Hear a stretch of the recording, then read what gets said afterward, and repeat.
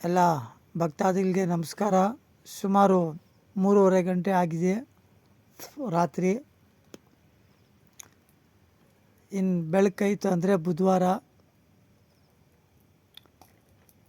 ಆಗಿದ್ದಷ್ಟು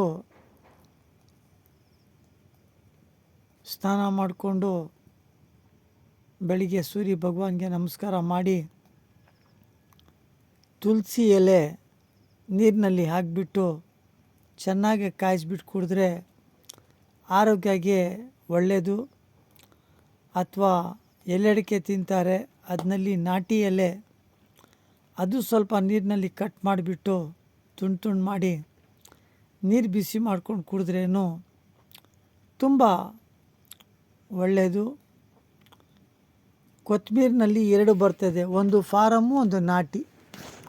ಆ ನಾಟಿ ಕೊತ್ತಂಬರಿ ಜ್ಯೂಸ್ ಮಾಡಿಬಿಟ್ಟು ಕುಡಿದ್ರೇನು ಶುಗರ್ ಪೇಷಂಟ್ಗೆ ಕೈಕಾಲು ನೋವು, ಮೈಕೈ ನೋವು, ಬೋನ್ಸ್ ವೀಕು, ಸುಸ್ತಿದ್ರೆ ಅದಕ್ಕೇನೋ ಅದು ಒಳ್ಳೆಯ ಪದಾರ್ಥ.